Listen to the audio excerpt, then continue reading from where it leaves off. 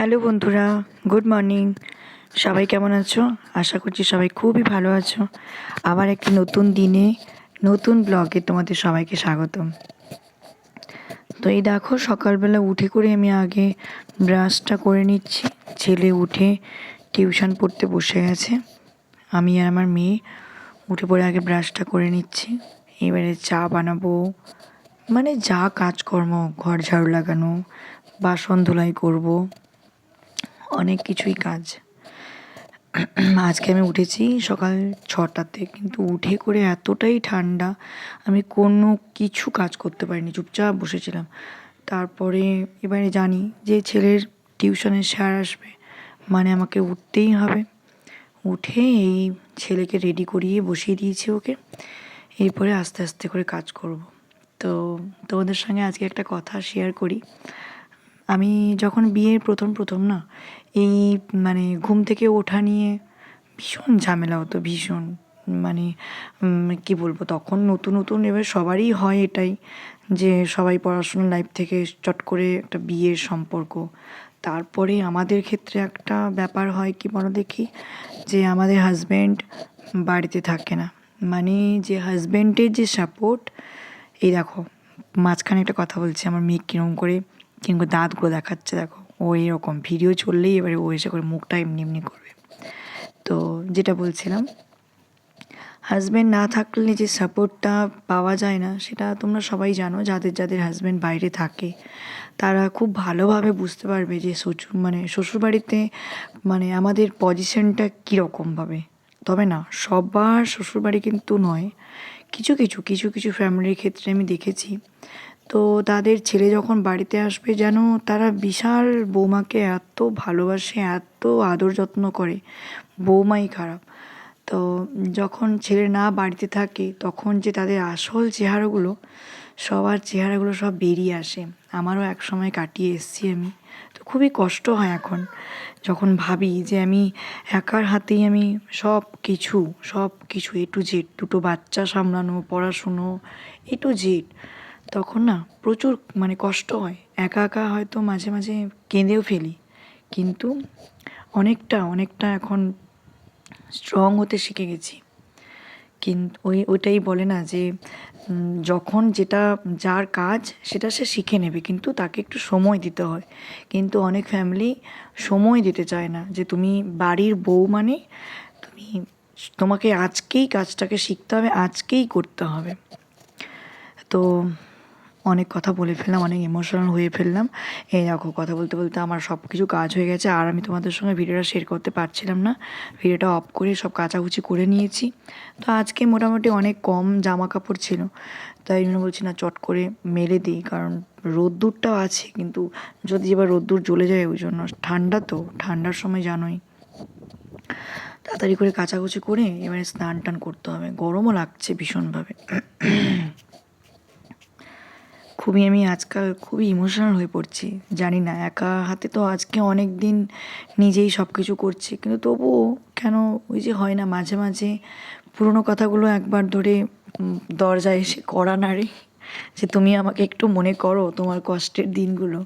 হ্যাঁ, এখন আমার কষ্টের দিন, কিন্তু কি বলো দেখি, এই যে একটা চাপ নেই, যে সকালবেলা উঠলেই এর মুখ হাঁড়ি ওর মুখ হাঁড়ি, এগুলো ভীষণ খারাপ লাগে, যে আমি কি এমন দোষ করে ফেলেছি যে আমি ওঠার সাথেই সবার মুখ হাঁড়ি। তো দেখো, আমাদের কিন্তু ওপরে আমরা নিচেও অনেক কিছু চাষবাস করেছি, মানে সবজি গাছ, এক সাইডে সবজি আর এক সাইডে নিচে অনেক সবজির গাছ, এক সাইডে ফুলের গাছ আর এক সাইডে সবজির গাছ। আর এই দেখো, এই আমার দুটো গোলাপ ফুলের চারা, এইটা হচ্ছে ধনির গাছ, ধনে দিয়েছিলাম। আর এই সাইডে দুটো নিম্বু গাছ। জানি না এই গাছগুলো বাড়ছেই না কেন, কি জানি, একদম ছোট্ট ছোট, তবে অনেকটা বেড়েছে, কিন্তু যতটা বাড়ার কথা ততটা নয়। তা আমাকে জানিও তো কী দেবো বলো দেখি গাছের মধ্যে, এই গাছগুলোর মধ্যে, বা যারা যারা ওপরে ছাদের ওপরে চাষ করো। এই দেখো, তারপরে এসে করে আমি নিচে চুলের মধ্যে তেল দিই। আমি কিন্তু প্রত্যেক দিন তেল দিই নিয়ম করে, আমার প্রচুর মানে এই সমস্যা। সবাই আমাকে বলে তেল দিস কেন, কিন্তু আমি যে তেল দিই তারপরেও কেন আমার এত চুল ওঠে আমি বুঝি না। আমি সপ্তাহে 2 দিন করে শ্যাম্পু লাগাই আর প্রত্যেক দিন আমি তেল লাগাই, আর মাথা আমাকে ভেজাতে হবে। তো আমাকে প্লিজ একটু কমেন্টে জানিও না যে কী ইউজ করলে ভালো হবে মাথাতে চুলটা যাতে না পড়ে। তারপরে স্নান টান করে এসে এই দেখো আমার মা আর মেয়ে মিলে পুজো করতে বসে গেছি। আমার মেয়ে কিন্তু আগেই বলেছি আমি যে আমার মেয়ে কিন্তু প্রচুর ঠাকুরের ভক্ত। মানে আমি যখনই কাজ করি, ঠাকুরের কাজ করি, তো ও এসে হেল্প করে। যখন আমার অসুবিধা হয় তখন ও এসে আমাকে খুবই হেল্প করে। একা একাও পুজো করে, শুধু বলে দিতে হবে, ছোটো বাচ্চা মেয়ে তো। আর জানো আমার মেয়ে নার্সারি থেকে LKGতে উঠে পড়লো। দেখতে দেখতে বাচ্চা মেয়েটা আমার বড় হয়ে যাচ্ছে। কত অবাস্তব কথা না? এটাই এটাই অবাক লাগে যে আমি দুটো বাচ্চাকে একা একা, খুবই কষ্ট হচ্ছিল যখন ও ছোট ছিল। মেয়েটা যখন ছোট ছিল, যখন পোস্টিং হয়ে গেল, তো আমাদের ভীষণই কষ্ট হচ্ছিল আমার। কিন্তু সব কিছু সামলে নিতে হয়েছে। আর ভগবানের শক্তি শক্তি আমাকে দান করেছে, তাই জন্য হয়তো আমি দুজনকে ঠিকঠাক করে বড় করছি। জানি না, তোমরা আমাকে একটু আশীর্বাদ করো যাতে আমি এইভাবে আমার দুটো বাচ্চাকে আগলে রাখতে পারি। ওদের যেন না কোনো কিছু খারাপ, আমি যেন মানে মুখ বুজে যেন না সহ্য করি, কিন্তু ওদের না মেরে যেন আমি বুঝিয়ে যেন ওকে শিক্ষা দিতে পারি দুজনকে। এটাই আমি চাই সবসময়ের জন্য। আর আমার ছেলেমেয়ের এইটাই একটা মানে আমার খুব খারাপ লাগে যে আমার ছেলেমেয়ে দাদু ঠাম্মার আদরটা কি ওরা পেল না কোনো দিন। দেখো দূরে থাকলে তো ঠিক আছে, কিন্তু দূরে থাকলেও কি মানে একটা ফোনও করা যায় না? কিন্তু না, ওনাদের কাছ থেকে আমি ওইসব কিছু আশা করতে পারি না। যাই হোক, চলো যে যার মতো করে সেই তার ভালো থাকো, যে যেখানে যেমন থাকতে চায় তেমনই থাকো। আর তোমাদের সঙ্গে আমি দুপুরবেলার ভিডিওটা শেয়ার করতে পারলাম না, একদম সন্ধ্যাবেলায়। ভাবছো আমি এখন ফুলকপি আর আলু দিয়ে ঝোল বানাবো? না, এখন আমি বানাবো ফুলকপি চপ। আমার ছেলের এই একটু তেলে ভাজার দিকে ভীষণ নেশা। এবার দেখো সবারই হয়, ঠান্ডা পড়া মানেই তেলে ভাজাটা খেতেই হবে। তো এই জন্য তেলে ভাজা ভাজছি ওইগুলোকে একটু, কারণ এগুলো তো শীতের, তো এইগুলোকে একটু গরম জলে চুবিয়ে না নিলে এগুলো পোকামাকড় কোথায় আছে না। তো তোমরাও এটাই করো, গরম জলের মধ্যে একটুখানি হালকা করে গরম করে নুন আর হলুদ দিয়ে, তাহলে এর যে জীবাণুটা সবটাই যেন বেরিয়ে যায়।